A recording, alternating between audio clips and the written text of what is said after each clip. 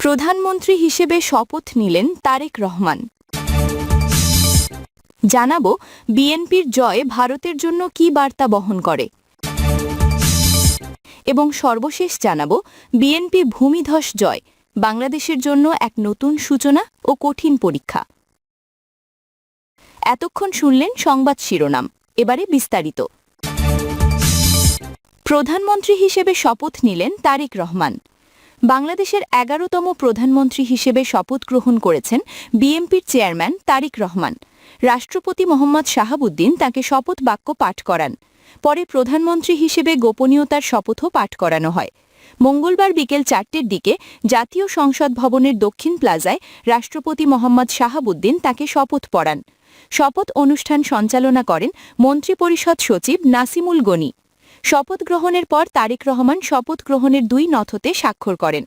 প্রধানমন্ত্রী হিসেবে তারেক রহমান শপথ গ্রহণ করার পর শপথ নেন নতুন মন্ত্রিসভার সদস্যরা। তাদেরও শপথ বাক্য পাঠ করান রাষ্ট্রপতি। এর আগে সকালে ত্রয়োদশ জাতীয় সংসদ নির্বাচনে নির্বাচিত সংসদ সদস্যদের শপথ বাক্য পাঠ করান প্রধান নির্বাচন কমিশনার এএমএম নাসির উদ্দিন।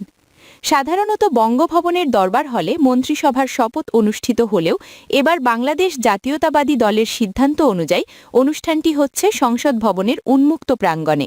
জানা গেছে, আজ সন্ধ্যায় মন্ত্রিপরিষদ বিভাগ থেকে নতুন মন্ত্রীদের দপ্তর বণ্টন করে প্রজ্ঞাপন জারি করা হবে। ত্রয়োদশ জাতীয় নির্বাচনে নিরঙ্কুশ সংখ্যাগরিষ্ঠতা নিয়ে সরকার গঠন করছে বিএনপি। এরই মধ্যে নতুন এমপিরা শপথ নিয়েছেন। বিএনপির জয় ভারতের জন্য কী বার্তা বহন করে? ২০২৪ সালের জুলাইয়ে ছাত্র জনতার আন্দোলনে তৎকালীন প্রধানমন্ত্রী শেখ হাসিনার দীর্ঘ শাসনের অবসান ও দেশত্যাগের পর অনুষ্ঠিত প্রথম সাধারণ নির্বাচনে বিএনপি বড় জয় পেয়েছে। ৬০ বছর বয়সী তারেক রহমান রাজনৈতিক পরিবারের সন্তান। তিনি সাবেক প্রেসিডেন্ট জিয়াউর রহমান ও সাবেক প্রধানমন্ত্রী খালেদা জিয়ার ছেলে। দুর্নীতি ও অর্থ পাচারের অভিযোগে গ্রেফতারের পর ২০১৭ সালে তিনি দেশ ছাড়েন। ১৭ বছর নির্বাসনে থাকার পর ২০২৫ সালের ডিসেম্বরে দেশে ফেরেন। ঢাকায় তার প্রত্যাবর্তন ছিল বিশাল জনসমাগমে উচ্ছ্বসিত। নির্বাচনী প্রচারে তিনি মার্টিন লুথার কিং জুনিয়রের বিখ্যাত ভাষণের অনুরণন টেনে বলেন, আমার বাংলাদেশের জন্য একটি পরিকল্পনা আছে। এখন ভারত, দক্ষিণ এশিয়া ও যুক্তরাষ্ট্র সেই পরিকল্পনা বাস্তবায়ন দেখার অপেক্ষায় আছে। ভারতের প্রথম পদক্ষেপ। শুক্রবার সকালে চীন বা পাকিস্তানের আগে নয়াদিল্লি নতুন নেতৃত্বকে অভিনন্দন জানায়। ঢাকাকে ঘিরে সম্ভাব্য প্রভাব প্রতিদ্বন্দ্বিতায় এটি গুরুত্বপূর্ণ কূটনৈতিক বার্তা বলে বিশ্লেষকদের মত। তারেক রহমান ও তার দলকে অভিনন্দন জানিয়ে প্রধানমন্ত্রী নরেন্দ্র মোদী বলেন, এ বিজয় বাংলাদেশের মানুষের আস্থা প্রতিফলিত করে। তিনি গণতান্ত্রিক, প্রগতিশীল ও অন্তর্ভুক্তিমূলক বাংলাদেশের প্রতি ভারতের সমর্থনও আশ্বাস দেন। বার্তাটি আনুষ্ঠানিক, কিন্তু অন্তর্নিহিত ইঙ্গিত স্পষ্ট। গত ১৮ মাসের অস্থিরতা, চীন ও পাকিস্তানের সঙ্গে ঢাকার ঘনিষ্ঠতার সম্ভাবনা এবং সংখ্যালঘুদের উপর হামলার উদ্বেগ পেরিয়ে ভারত স্থিতিশীল কর্মসম্পর্ক চায়। ভারত কি দেখছে? নতুন সরকারের পররাষ্ট্রনীতি দক্ষিণ এশিয়ার ভূ রাজনীতিকে প্রভাবিত করতে পারে। ভারতের দৃষ্টিতে ৩টি অন্তঃসংযুক্ত ইস্যু গুরুত্বপূর্ণ। ১. পাকিস্তান, চীন, বাংলাদেশ ঐক্যের আশঙ্কা।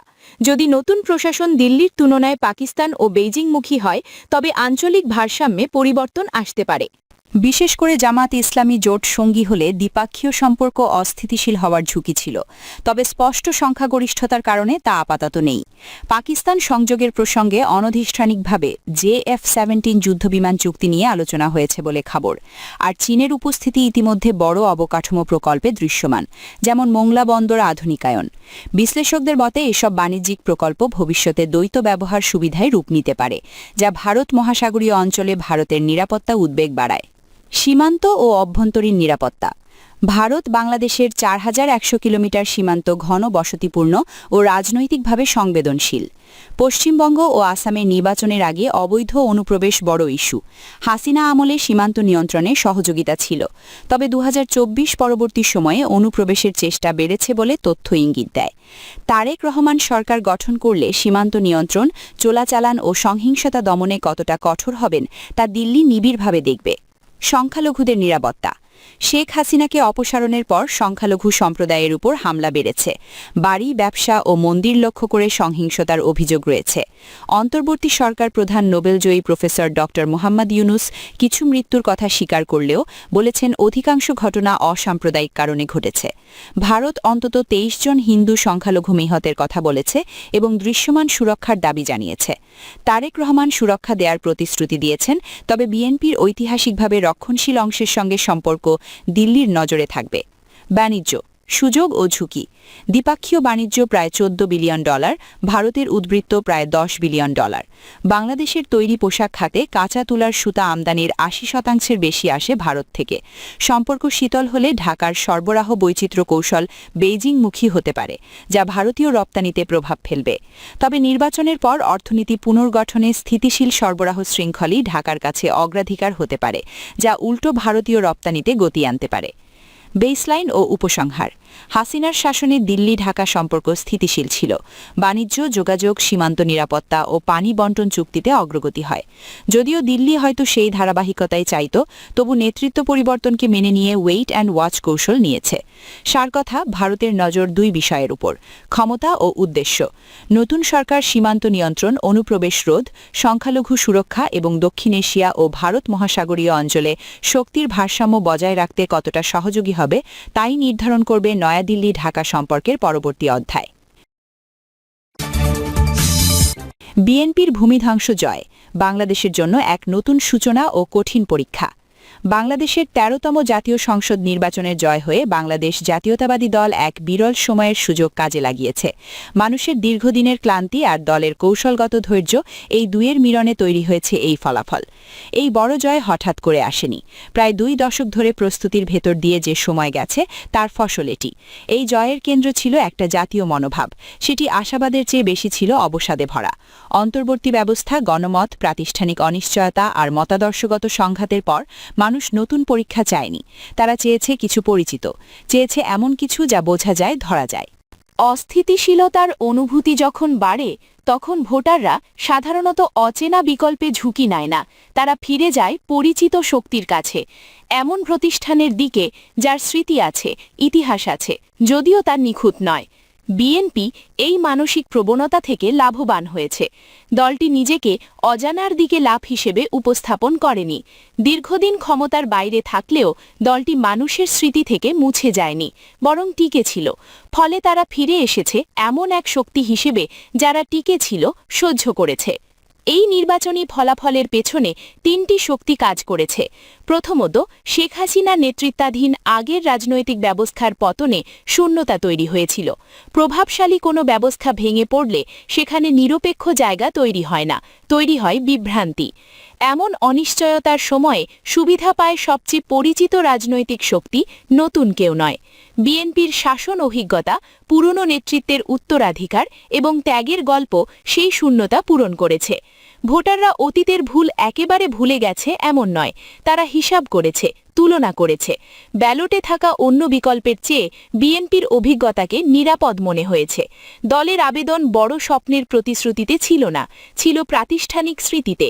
তারা পুনর্গঠনের কথা বলেছে, নতুন করে সবকিছু বানানোর কথা নয়। দ্বিতীয় শক্তি ছিল নেতৃত্বের সংহতি। তারেক রহমান এখন বাংলাদেশের আধুনিক রাজনৈতিক ইতিহাসের একটি গুরুত্বপূর্ণ রূপান্তর সম্পন্ন করেছেন।